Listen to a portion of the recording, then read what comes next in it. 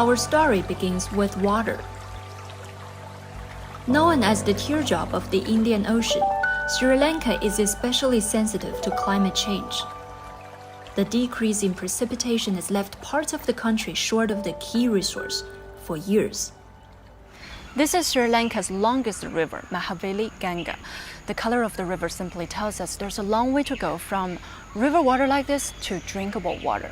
But a few years ago, due to the lack of water purification technology, villagers in remote areas in central Sri Lanka simply filtered the surface water river like this and drank it directly.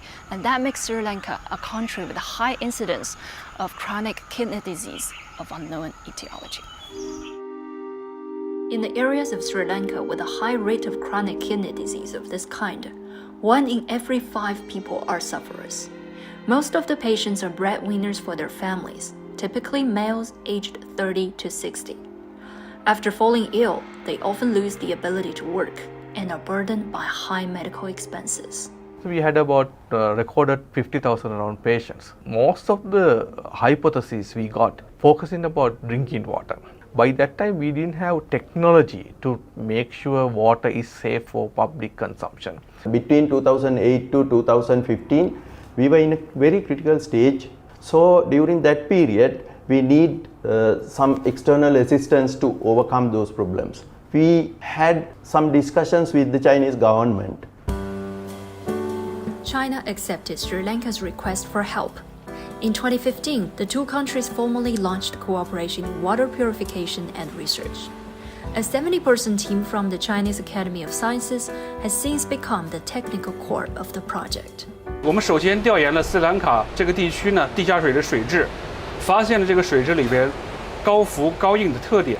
这个特征呢，经过这个实验室的研究，小鼠和大鼠实验已经证明了是跟肾病的损伤具有密切的关系。因此呢，我们针对这个水质以及要去除的污染物，开发出了电渗硒和钠氯等技术，氟钙高浓度有害的粒子呢得到去除，变成了这个清洁的饮用水。To date, Chinese scientists have helped to solve the drinking water problem for more than 5,000 people in central and northern Sri Lanka. This building, the China-Sri Lanka Joint Water Technology Research and Demonstration Center on the campus of the University of Peradeniya, is also teaching the program in water studies. The idea is that teaching someone to fish, instead of simply giving them one, solves problems over the long term. This is not only from University of Peradeniya. We have made awareness programs to other universities in Sri Lanka and also to the other research institutes in Sri Lanka.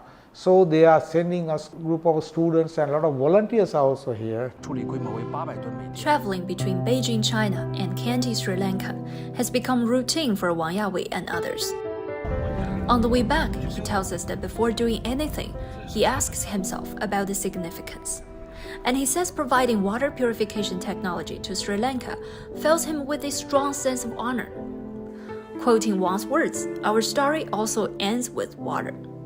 Just as each droplet gathers to help form the ocean, he says the efforts of each individual contribute to bilateral ties between China and Sri Lanka, turning the teardrop on the Indian Ocean into one of hope. 刘嘉欣 CGTN Kandy。